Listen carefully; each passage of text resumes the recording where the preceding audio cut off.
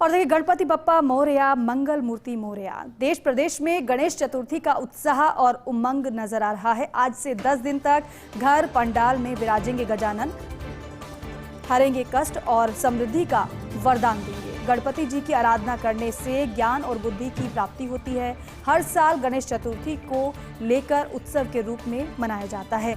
महाराष्ट्र समेत तमाम राज्यों में विशेष रूप से पूजा अर्चना की जाती है और साथ ही साथ विघ्नहर्ता को मोदक, फल, खीर और मिठाई अर्पित की जाती है। इस साल गणेश जन्मोत्सव पर ब्रह्म योग और चित्रा नक्षत्र का संयोग बन रहा है।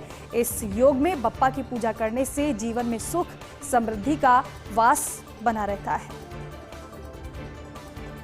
और देखिए, बप्पा के दर पर हर कोई आज पहुंच रहा है। आगे बढ़ेंगे। मुख्यमंत्री भजनलाल शर्मा ने अमित शाह को लिखा है पत्र। दरअसल 17 जिलों और तहसीलों में स्तरीकरण के लिए मांगा है दिसंबर तक का समय और सीएम भजनलाल शर्मा ने पत्र में आग्रह किया है गृह मंत्री अमित शाह से। दरअसल राजस्थान की प्रशासनिक सीमाओं को 31 दिसंबर तक खोलने का आग्रह मुख्यमंत्री की तरफ से किया गया है पत्र के जरिए।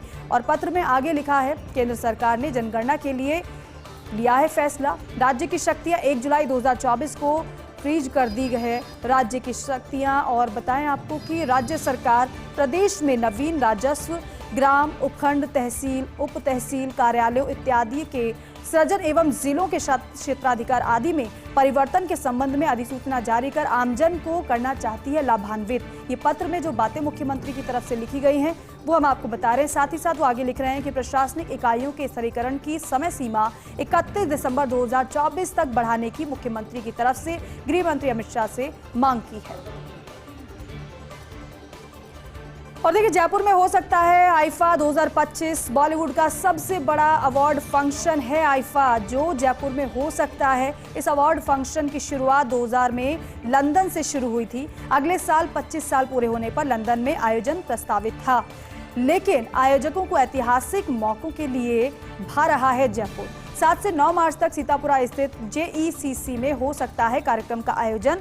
Wizcraft international entertainment company organise करती है अवार्ड शो को। सीएम भजनलाल शर्मा के जापान और दक्षिण कोरिया के दौरे के बाद कंपनी से MOU हो सकता है।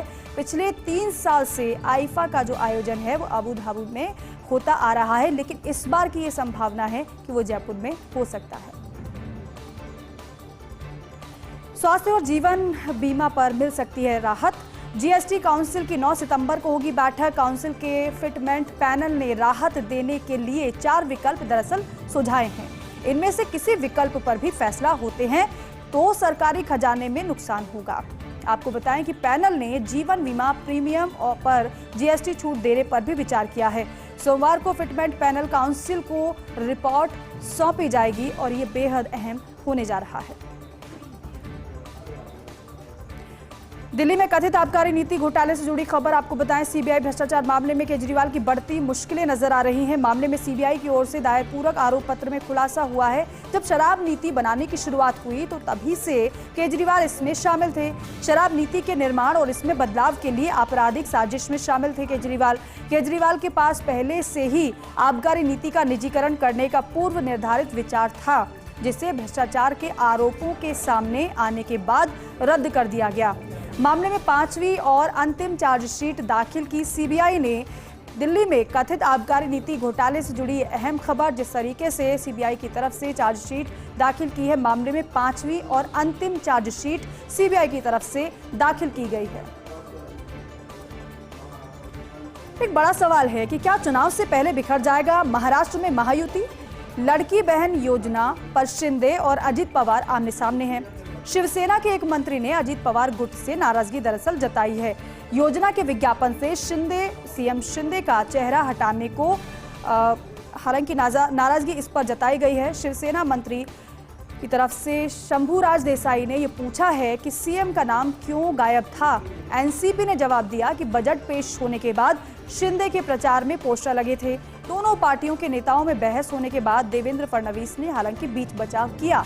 फडणवीस ने इस योजना के प्रचार के लिए SOP जारी करने का प्रस्ताव लाया गया। अब पूरे राज्य में एक तरह के विज्ञापन चलेंगे।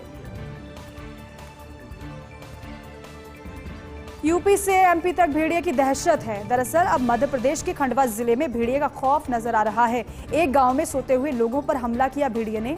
भेड़िए के हमले में 5 लोग घायल हुए हैं। वन विभाग की टीम तलाश जिसकी कर रही है। यूपी के बहराइच में जारी है भेड़िए का आतंक। कई लोगों की जान भी भेड़िया ले चुका है। बहराइच के 50 गाँव में भेड़िया के डर से जनजीवन थमा हुआ है। भेड़ियों के हमले राष्ट्रीय स्तर पर सुर्खियां बटोरी है। इस तरह की खबरों ने बहराइच जिले में भेड़ियों के हमलों में 7 बच्चों सहित 8 लोगों की मौत भी हो चुकी है। तो न केवल उत्तर प्रदेश बल्कि मध्य प्रदेश में भी भेड़ियों का आतंक और भेड़ियों का डर लोगों में सता रहा है।